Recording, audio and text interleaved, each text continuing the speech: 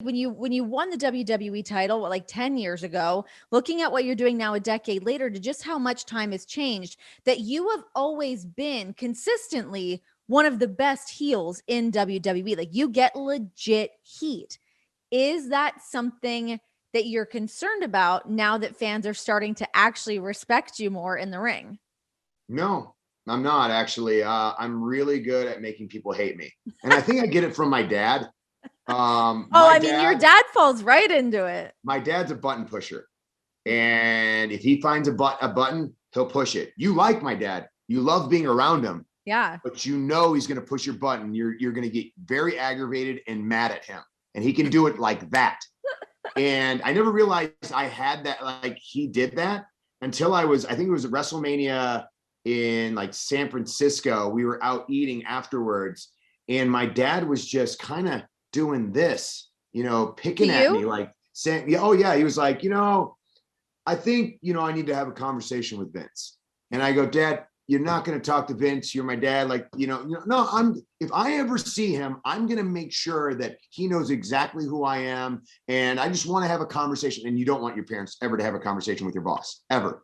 So wait, has your dad had a conversation with Vince? But no. So we're just sitting eating. And he's like, and you never know when your parents, my dad was actually in an elevator once with Vince. I'm sweating thinking about this. My mom did the same thing to me. And he goes, you know who I am? And I was like, oh, Dad, please tell me you didn't do that. And he goes, I'm the Mrs. Dad. And the Vince was like, nice to meet you, sir. Pleasure, and walked out. And I was like, man, my dad could have really made this really bad for me. And so he was doing, the next time I see him, I'm going to have a conversation about what I think WWE need. Now, mind you, my dad tells me this every Monday, what I need to do. And he's stepped foot in the ring once in his life. And that might have been the worst thing that's ever happened to me, because at WrestleMania, I was facing Shane McMahon in a no disqualification, anything goes. And my dad got in the ring and I said, Dad, if you get in the ring, just put up your hands and fight him.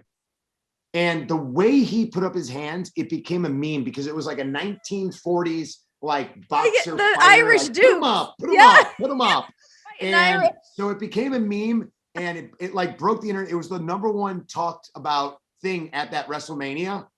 And so my dad's like, I was in the ring for what, a minute, and I created such an impact. So I know what I'm talking about. I know what I'm doing. I'm like, no, you don't.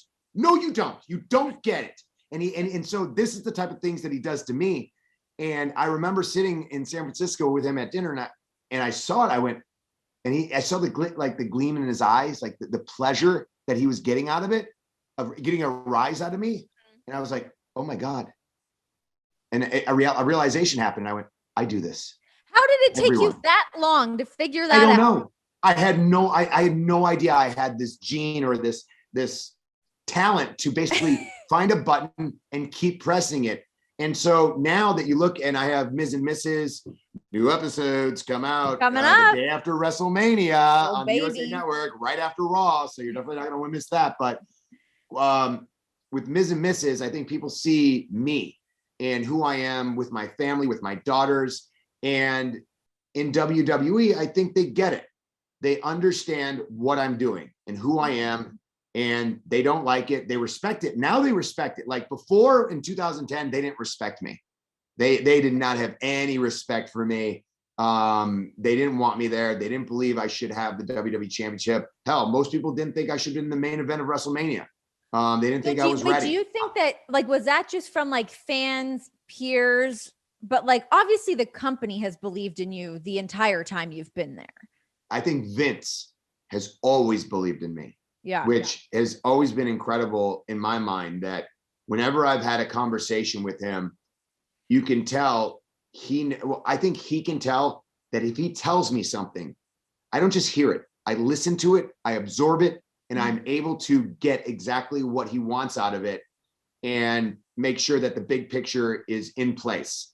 And he can lean on me to do that.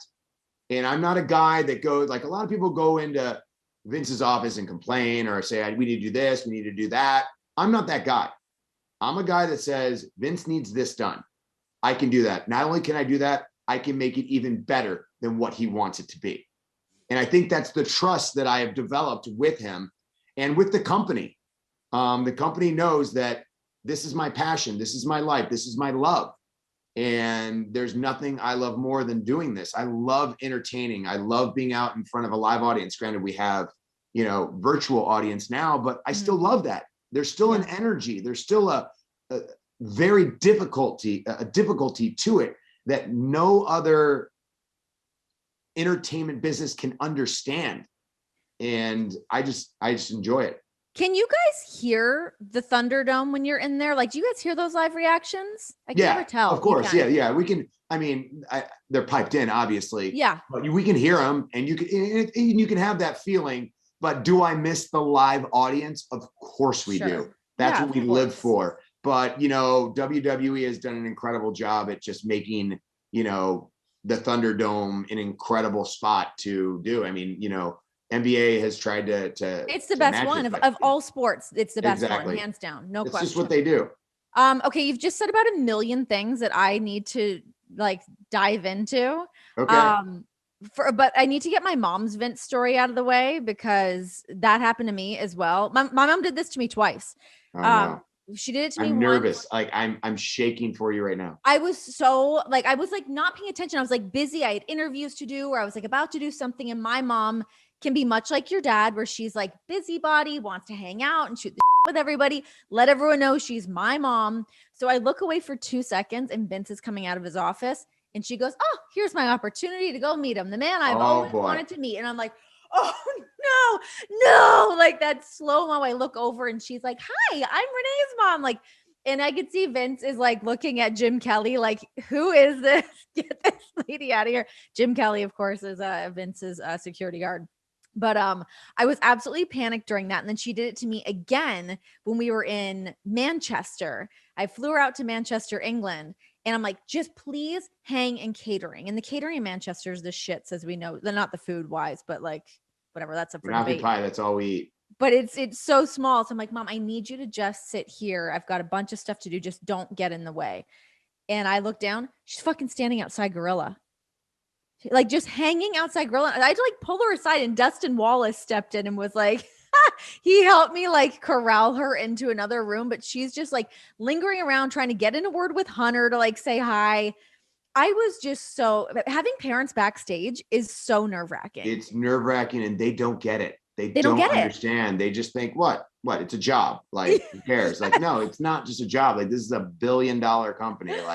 It needs to roll. You can't just bring your parents to school day, to your work day. But it's funny when you're talking about your mom in Manchester. I remember seeing your mom in Manchester, and I think it was right after you scolded her because I was like, "Hey, how you doing?" Blah blah blah.